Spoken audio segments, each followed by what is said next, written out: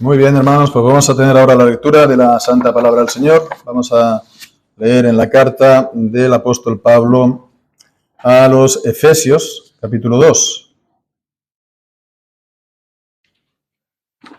Y vamos a leer, pues, dos versículos, el versículo 8 y el versículo 9. Nos dice así, pues, la palabra del Señor. Porque por gracia sois salvos, por medio de la fe, y esto no de vosotros, pues es don de Dios, no por obras, para que nadie se gloríe. Amén. Y el Señor bendiga su santa palabra. Bien, pues ya llegamos a este texto en Efesios, texto tan conocido, que vemos que trata directamente acerca de la salvación. Por gracia sois salvos. Y bueno, pues podríamos hablar de este texto y lo que nos dice así en términos puramente teóricos, más bien abstractos, intentando diseccionar intelectualmente, desgranar lo que aquí se nos dice el concepto de la salvación, ¿no? Pero con todo y con eso, pues difícilmente se podría ver esto como nos tocaría a nosotros personalmente. ¿Cómo nos vemos nosotros reflejados en esto que hemos leído? De lo mucho que podríamos decir, lo podemos ver de la siguiente manera. Creo que la mayoría de nosotros que estamos ahora aquí, buena parte, no sé si todos, pero no, todos seguramente no, pero buena parte sí, la mayoría. La mayoría de nosotros pues hemos nacido en hogares católicos romanos, ¿no? Y que la infancia, la juventud y hasta parte de la vida adulta se ha pasado como católica romana, o católico romano. Y también esto ha sido, pues, en mi caso, ¿no? Que me convertí a los 19 años. Bien, pues entonces, la pregunta, ¿por qué estamos hoy nosotros aquí? Quiero decir, ¿por qué estamos hoy en esta iglesia? ¿Qué hago yo aquí, ¿no? En este púlpito, hablándoos y predicándoos a vosotros? Yo, nacido católico romano, vosotros, nacidos católicos romanos, ¿por qué estamos hoy aquí? ¿Es suficiente decir, pues, porque me gusta la iglesia? ¿Es suficiente decir, porque me siento genial aquí dentro?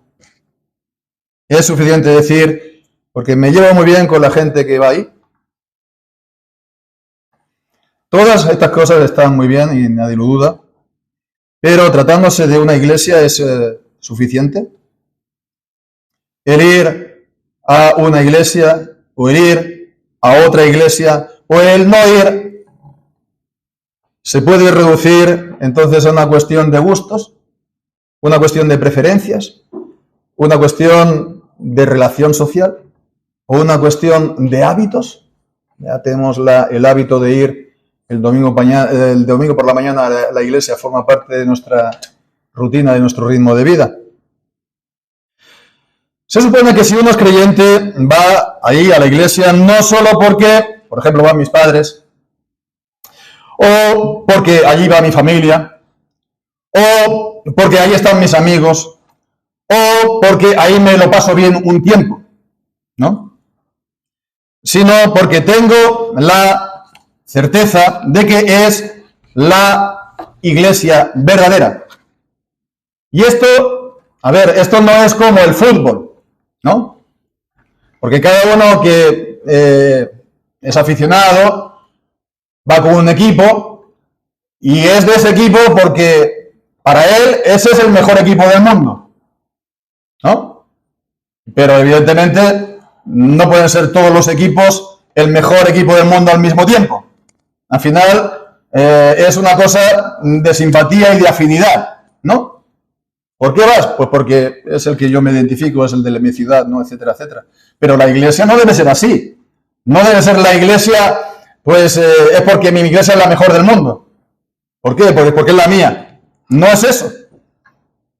Entonces, ¿cuál es la iglesia? La iglesia verdadera. Bien, la respuesta automática entonces que nosotros damos, los protestantes, es la iglesia verdadera, es aquella que enseña correctamente la verdad de la palabra de Dios, ¿no?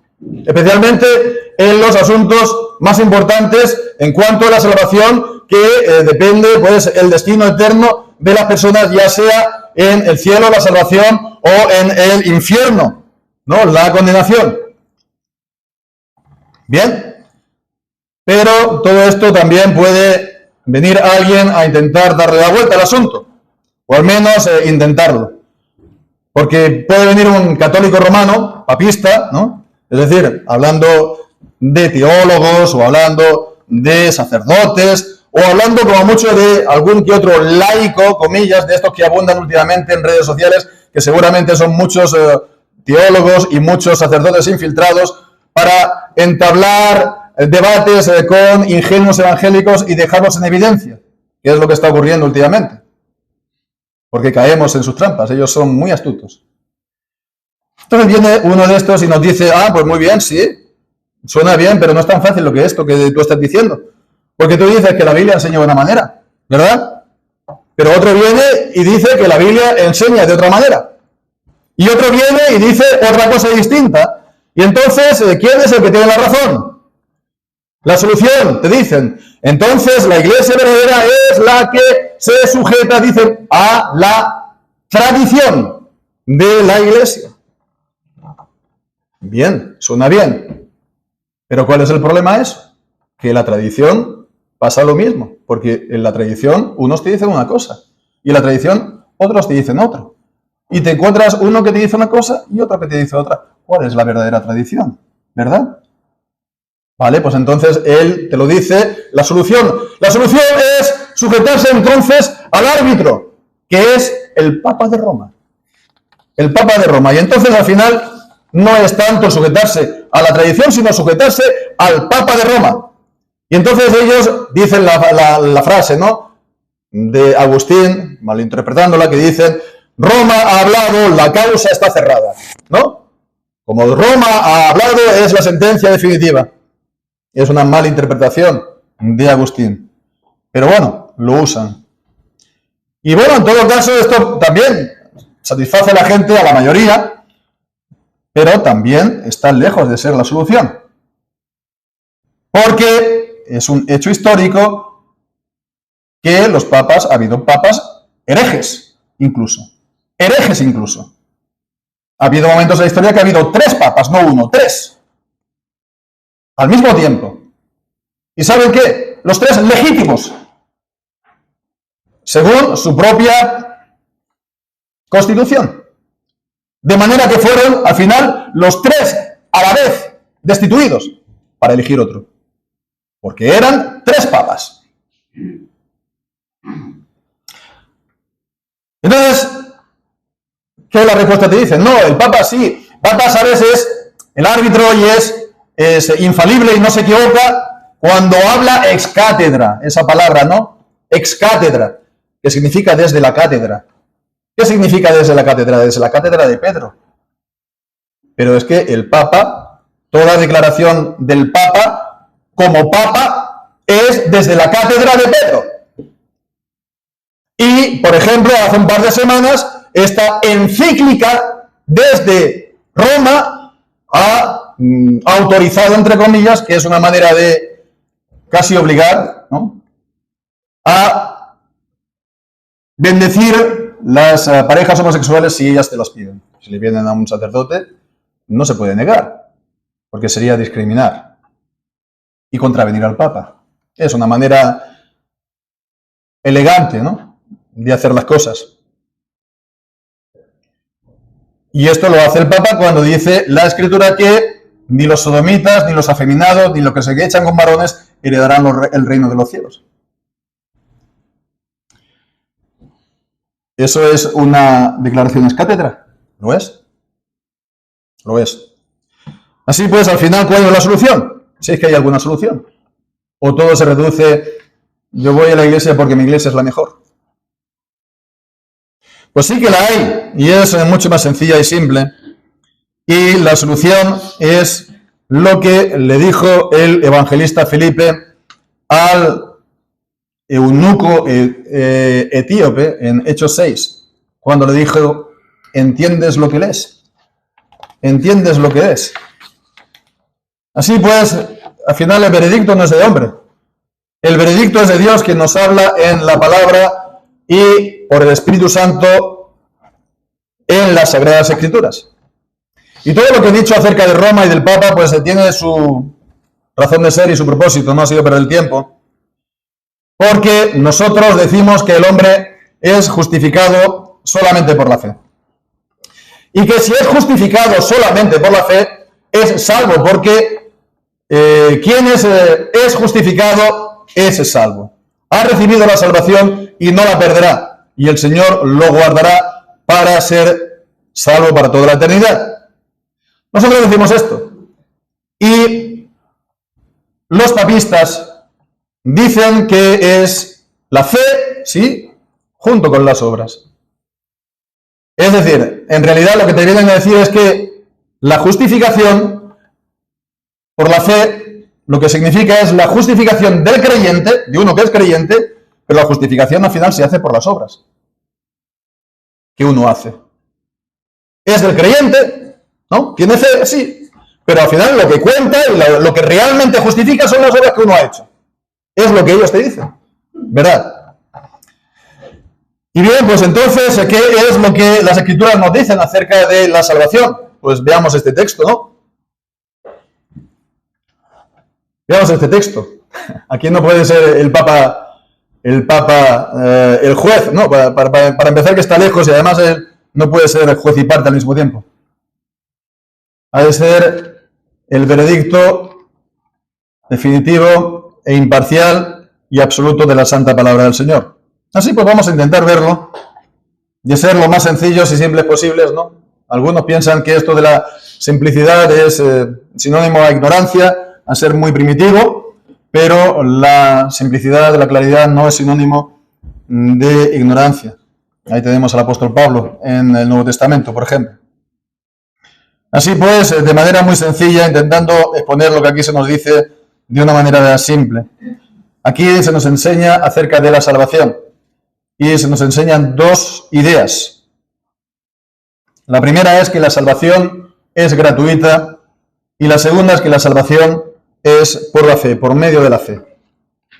Gratuita y por medio de la fe. Todo se resume en estas dos ideas, en estas dos palabras.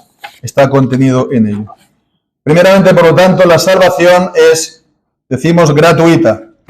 Gratuita, que es lo que nos viene a decir en el versículo 8.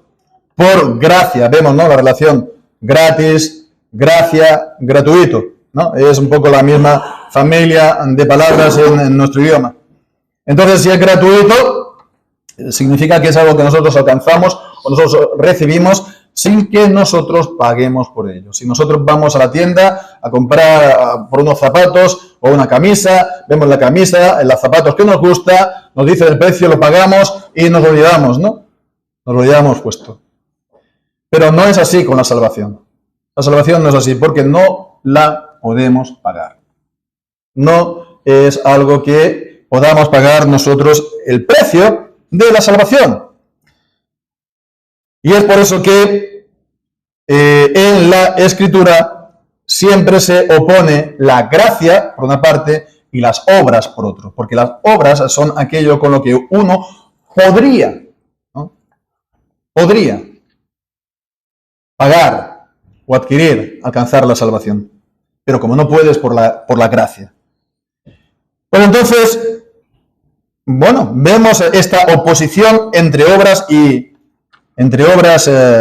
gracia. La encontramos en Romanos 11, en este texto de Romanos 11, versículos 5 y 6, cuando dice, aún en este tiempo ha quedado un remanente según la elección de gracia. Y si por gracia ya no es por obras. De otra manera la gracia ya no es gracia. Y si por obras ya no es gracia. De otra manera la obra ya no es obra. Vemos, la una excluye a la otra. Si es por gracia ya no es por obras. Y viceversa. Entonces son realmente opuestos. Y bien, pues entonces, ¿cuál es el problema? Como decíamos, ¿no? El problema básicamente son dos. Y uno ya lo hemos avanzado. Que es que no se puede pagar. No se puede pagar porque es demasiado cara para nosotros, ¿no? Vamos a ver unos breves textos de la Escritura Por ejemplo, en Job capítulo 35, versículos del 5 al 7. Dice el versículo 7, del 5 al 7, mira los cielos y ve, y considera tú las nubes, que las nubes son más altas que tú. Si pecares, ¿qué habrás hecho contra él? Y si tus rebeliones se multiplicaren, ¿qué le harás tú? Si fueres justo, por tus obras, ¿qué le darás a él? ¿O qué recibirá de tu mano?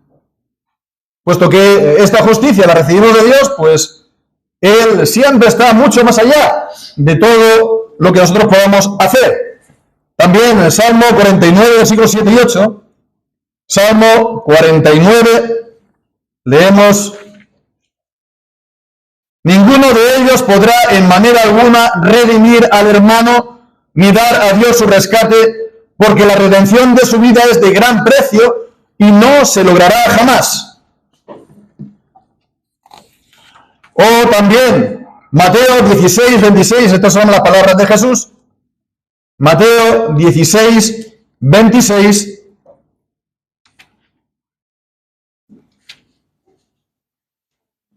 Porque ¿de qué le aprovecha al hombre si ganare todo el mundo y perdiere su alma? ¿O qué recompensa dará el hombre por su alma? Bueno, pues por último podemos concluir también con el profeta Miqueas, este texto también en los profetas, Miqueas 6, versículo 7. ¿Se agradará Jehová de millares de carneros o de 10,000 arroyos de aceite? ¿Daré mi primogénito por mi rebelión, el fruto de mi vientre por el pecado de mi alma? Vemos, incluso si pagásemos nosotros lo que más queremos y lo que más amamos, esto no serviría para que nosotros recibiéramos el perdón de nuestros pecados. Nada de lo que nosotros podamos pagar es algo que está fuera de nuestro alcance. Este es el primer problema. El segundo gran problema, que es también el que dice aquí en Efesios, volviendo aquí, en el versículo 9, no por obras, para que nadie se gloríe, para que nadie se jacte, para que nadie diga, mira, esto lo he conseguido yo con mis obras, ¿no? Entonces vemos, si yo lo puedo pagar, ¿no? Pues entonces tengo de qué gloriarme. Es lo que dice también Pablo, ¿no? En Romanos capítulo 4, versículo 1 y 2. ¿Qué diremos que halló Abraham, nuestro padre, según la carne? Porque si Abraham fue justificado por las obras, tiene de qué gloriarse, mas no para con Dios, de sí mismo, de que él lo ha hecho, ¿verdad? Pero nadie puede venir a Dios y decirle, mira, yo he pagado el precio de mi salvación, vengo a buscar lo mío, lo que me pertenece, venga, dámelo. Uno no puede venir así, con esos aires a Dios. Uno, pues sí, puede venir a Dios para pedir la salvación, pero no porque uno va a pagarla, sino porque Él la ha pagado y porque Él la da. Y entonces uno, apoyándose en eso, en lo que Dios dice en su palabra, la pide para sí, pero no porque uno pues vaya confiado en sí mismo. Mira, ¿no? Esto lo voy a pagar yo. Así no se puede acercarse delante de Dios. Así que, en definitiva, la salvación es por gracia, la salvación es gratuita, no es por obras. Es lo que también está escrito en la Escritura, en Isaías capítulo 55 y versículo 1. Isaías 55 y versículo 1.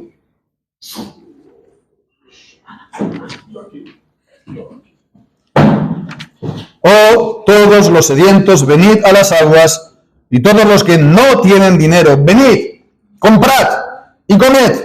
Venid, comprad sin dinero y sin precio, vino y leche. Venid y comprad sin dinero, porque Dios lo da gratuitamente. Entonces, la salvación es gratuita, es por gracia, no lo pagamos nosotros, por lo tanto, por las obras. Esto en cuanto a la primera de las ideas. La segunda de las ideas es por medio de la fe. Salvación gratuita, por gracia, por medio de la fe. Porque si no es entonces de obras, ¿de qué manera es la salvación? Entonces es por la fe, que es creer de corazón en Dios, en Cristo y en su palabra. No solamente creer, ¿no?, con nuestra mente, que también está ahí, hay que creer con la mente, pero es de corazón a Dios. Bien, pues alguien podría decir entonces, bueno, vale, de acuerdo. La salvación por la fe y por creer, vale. Pero no lo entiendo. No entiendo cómo esto es así. No veo entonces cómo uno cree y entonces ya es salvo. ¿Qué es? ¿Algo arte de magia o qué? Uno cree y ya es salvo. Tiene un poder, digamos, mágico el creer, esta fe. No creo que tenga sentido lo que dices. Bueno, pues, dices, sí, crees y ya está, ya soy salvo. Pero el problema es que estás quedando solamente con una parte de la frase, la segunda mitad de la frase. La segunda mitad de la frase. ¿Cuál es la primera mitad de la frase? Es la obra de Cristo. Es la obra de Cristo. Y si vamos entonces a la carta a los Romanos, en el capítulo 3 lo veremos claramente allí. Pablo está diciendo allí en el capítulo 3 que es imposible para los hombres salvarse por sus obras. Y esta vez es porque él es pecador y no puede dejar de serlo.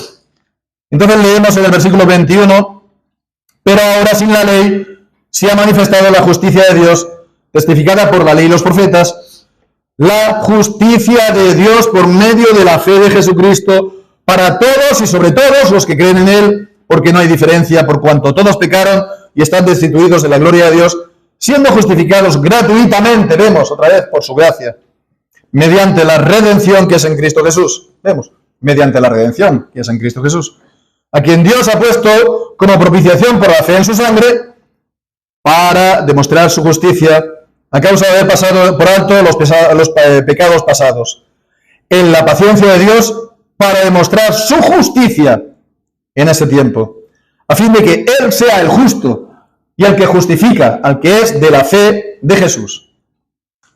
Es un poco larga, pero vale la pena leerla entera. Porque está diciendo entonces que sí, es por la fe. Pero no es solamente la fe y ya está. Es la fe que hay una obra previa de Dios, hay una obra anterior de Cristo. Y eso es lo que se cree. Hay una obediencia de Cristo. Una obediencia durante su vida y hasta la muerte de cruz. Entonces Él hizo una obra de justicia.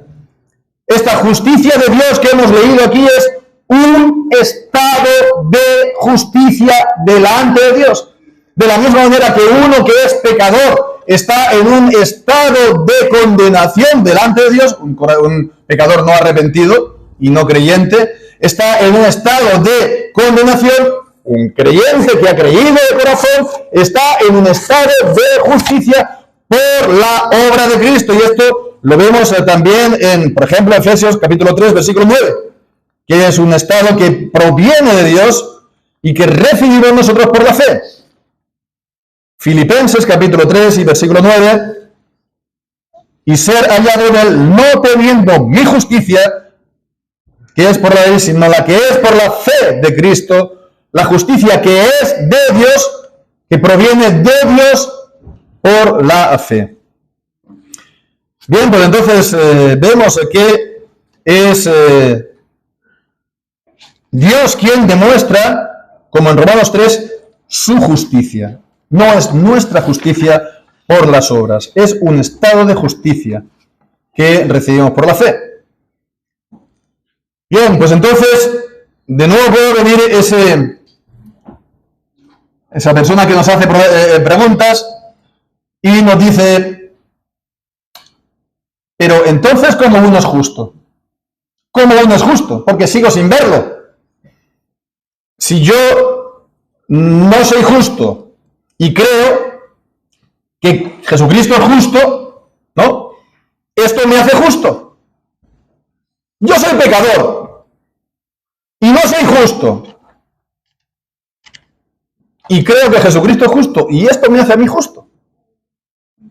Si Dios me considera justo siendo pecador, Dios es injusto. No es un juego de palabras, ¿no? Pero bueno, lo que quiero decir. ¿Cómo puede Dios considerar ¿cómo puede Dios considerar justo a quien no lo es? Si lo hace sería injusto Dios, ¿no? Y esto es lo que dicen los papistas, ¿sí? Los teólogos, sacerdotes, etc. Bueno, pues a esto ¿qué decimos? Pues que hemos de negar la mayor. Hemos de negar este razonamiento de entrada. Porque sí, Dios justifica al impío, al que no es justo. Dios lo justifica. ¿Y cómo? Declarando que es justo. Es una declaración judicial delante de Dios. Dios justifica al impío. Pruébamelo. Romanos capítulo 4, versículo 5. Mas al que no obra, sino que cree en aquel que justifica, ¿a quién? Justifica al impío, su fe le es contada por justicia. Dios siempre justifica al impío, no justifica al justo. Dios justifica al pecador, pero no al justo, por sus obras. Entonces, sí, porque Dios hace una declaración judicial como juez, es declarado justo. Pero, además de esto, es que esta justicia también es nuestra, pasa a ser nuestra. ¿Por qué? Porque la fe que tenemos en Cristo, si es de corazón, nos une a Cristo. Y entonces somos miembros de Él. Y somos miembros de su cuerpo. Y somos, como dice la Escritura, dice que somos su carne. Y somos sus huesos. Estamos unidos a Él por la fe. Y entonces hay este intercambio glorioso en el cual Cristo toma de nuestros pecados en la cruz. Y nosotros recibimos de Cristo su justicia. Y esta justicia, por lo tanto, que es de Cristo, es también nuestra, porque somos su cuerpo. Y estamos unidos a Él en un mismo espíritu, por la fe. Y entonces es una justicia perfecta, la justicia de Cristo. Y por ella entonces somos perfectamente justificados, por la declaración de Dios y también porque somos creyentes y no estamos entonces separados de Cristo. Entonces vemos, esta es la manera de salvar de Dios. Toda obra tiene su procedimiento, ¿verdad? Yo quiero hacer un pan, ¿no? Pues entonces voy a agarrar la harina, voy a tomar el agua, el azúcar, la levadura, lo voy a manejar, voy a calentar el horno, lo voy a poner, va a estar esperando en el horno, va a salir un perfecto pan, ¿no? Ese es el procedimiento. Pues igual también con la salvación. Hay un procedimiento, hay una obra de salvación que hace Dios. Creemos que es la obra de Jesucristo. Es esa redención con la que Él nos compra. Y nosotros, ¿cómo la recibimos? Es por medio de la fe. Por medio de la fe. Entonces vemos a este procedimiento, los teólogos utilizan la palabra economía. Economía de la salvación. Entonces esta economía divina es perfecta. Y no se puede censurar o no se puede criticar. No se puede decir que Dios se equivoca, ¿no? La crítica entre los hombres pues está mal, ¿no? La crítica es dice la Biblia, carcoma los huesos, ¿no? En términos de un cuerpo sería un cáncer de huesos, ¿no? Pero criticar a Dios, criticar la manera como Dios hace las cosas, criticar el método con el cual Él salva a los pecadores, criticar que eso no me parece justo, que eso no me parece bien. Es que mira, podría hacerlo de otra manera, ¿no? ¿Qué sentido tiene venir a querer corregir a Dios en aquello que Él dice en las Escrituras? ¿Se va a poder corregir a Dios? Se le va a mostrar el camino. Como José, ¿no? Con Jacob, cuando va a bendecir, ¿no? A sus hijos, a Efraín y a Manasés. No, así no, Padre mío, que te estás equivocando, estás viejito, ya no ves las cosas. Eso se va a hacer a Dios. Esa es la actitud de los hombres que dicen, no, es que esto no puede ser, porque, a ver, tendría que ser de otra manera. Pero eso es la mayor de las necedades, ¿no? ¿Quién puede corregir a Dios en aquello que Él dice? Así pues, está claro que esta es la manera, el método, la manera de la salvación, es la justicia de Dios, en la justicia de Cristo. Y nosotros la recibimos por la fe. Y esto es gratuito y no lo tenemos que pagar. Pero bueno, todavía está ese ahí y no se ha ido y nos dice, oye, mira, sí, de acuerdo, pero ¿sabes una cosa? Me dices, es por la fe, yo creo. Entonces, fíjate, sí, yo no tengo obras, no, pero yo creo. Yo vengo y entonces pago. ¿Con qué pago? Con mi fe. No puedo pagar con obras, pero pago con mi fe. Yo he creído, Es algo que yo hago. Bueno, pues entonces, a esto, volvemos a Efesios, ¿y qué nos dice? Nos dice, por gracia sois salvos por medio de la fe, y esto no de vosotros, pues es don de Dios. Y la fe es un don de Dios. La fe viene por el oír, y el oír por la palabra de Dios, Romanos capítulo 10. La fe es un don de Dios, Romanos 1 Corintios 13. La fe, la esperanza, el amor, es los dones por excelencia de Dios. Son dones de Dios que Él da en la salvación. Entonces, vemos, no es por obras para que nadie se gloríe, pero tampoco es de nosotros, es Dios quien nos lo da. Entonces vemos, la salvación es una obra de Dios, porque Él requiere la fe, pero nos da la fe. Y entonces es gratuita. Por nuestra parte es completamente gratuita. Es Dios el único que obra. Es Dios el único que paga. Y no es una obra a medias, la salvación que yo tengo con Dios, ¿no? Yo hago mi parte y Él hace la suya. Sino que es una obra enteramente de Dios, el Padre la planea, el Hijo la ejecuta, el Espíritu Santo la consigue y la comunica, a cada uno de los elegidos. Y si a alguno todavía le parece que esto no está bien, porque, a ver, puede que esté bien lo que has dicho, pero esto nos rebaja, esto nos humilla. ¿Qué es el hombre entonces? Somos entonces poca cosa, no valemos para nada, nos humilla todo esto. Entonces le diremos, ¿has leído bien la Escritura? ¿Entiendes lo que lees? Porque, bueno, esto está página tras página en toda la Escritura. Pero leamos, por ejemplo, en Jueces capítulo 7. En Jueces capítulo 7 y en el versículo 2.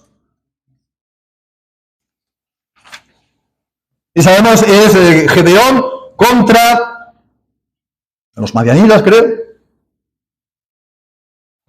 Sí, madianitas. Y entonces bajó Gedeón con su ejército contra los madianitas. Y Dios le dijo a Gedeón, el pueblo que está contigo es demasiado numeroso para que yo entregue a los madianitas en su mano. No sea que se jacte Israel contra mí diciendo, mi mano me ha salvado. Entonces vemos, Dios no permite esto ni a Gedeón ni a Israel. Y dice, bueno, pues sabes, dile a todos los que tengan miedo, que se vuelvan para casa. Que se den media vuelta. Que no vengan con nosotros. Y ya se fueron un buen número, ¿verdad? Pero si fuera eso poco, le dice, bueno, pues ahora les voy a llevar a las aguas y los voy a probar. A las aguas, ¿no? Y entonces aquellos a que vayan a beber, ¿no? Pues bueno, llevándose el agua a la mano de manera delicada, ¿no? Eso los miras, ¿no? Y después miras a aquellos que se echan por tierra y que beben el agua lamiéndola como si fueran un perro. ¿Y a quiénes escogió Dios?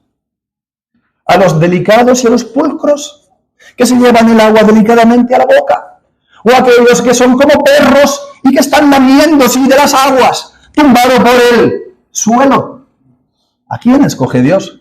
Pues a aquellos que no tienen ninguna dignidad.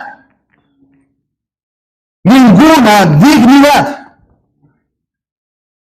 Para que no digan, mi mano me ha salvado. Para que no digan, lo he conseguido yo. Lo he hecho por mi fuerza o lo he hecho por lo que sea mío. No es así. Y es así en el Evangelio. Porque son las aguas lo que tenemos que beber, las aguas de la salvación que hemos leído en Isaías 55. En Apocalipsis también, capítulo 21, se nos dice en el versículo 6, el que tenga sed le daré gratuitamente el agua de la vida. Y el Señor la da gratuitamente, pero esa agua se tiene que beber de esa manera, echado en la tierra como un perro con la lengua. ¿Verdad? Sin ninguna dignidad, sin ninguna justicia, sin ningún alarde de nada. Y este es el corazón que verdaderamente cree para salvación. El corazón contrito y humillado que es de grande valor delante de Dios. Otros corazones podrán creer. Creen, tienen fe, sí, pero son corazones de altivos y de soberbios. Y el Señor al altivo y soberbio lo trata de lejos. Pero Él mirará al contrito y al humillado y al que tiembla a su palabra. Así pues, humillémonos nosotros, hermanos, bajo la poderosa mano de Dios. Sepamos, tengamos esto siempre presente. No es por nuestra dignidad, no es por nada nuestro, no es por algo que nos haga mejor, no es por algo que haya en nosotros, no es por nuestra inteligencia, no es por nuestra fuerza de voluntad, no es por nuestra prevención, no es por nada de nosotros, es gratuito, es solo por la fe, es solo por la gracia, es solo por Cristo, no hacemos otra cosa, es lo que Dios nos da. ¿Nos parece poco esto? A los que les parezca poco esto, pues ya están bien servidos en los lugares que mejor les parezca. La palabra de Dios es predicada. Esa es la verdad del Evangelio. A quien quiera, venga gratuitamente y tome así las aguas de la vida. Humillémonos, hermanos, ante la presencia del Señor, porque el Señor es fiel. Quien lo hace, recibe la salvación gratuita, por gracia, por medio de la fe. Una salvación imperecedera, para siempre, inmarchitable, reservada en los cielos. Aquellos que están sentados a la diestra, bueno, sentado el Señor Jesucristo, pero sentado a la diestra en los cielos, juntamente con Cristo, unidos a Él por la fe. Pues que así sea. El Señor bendiga su santa palabra. Amén.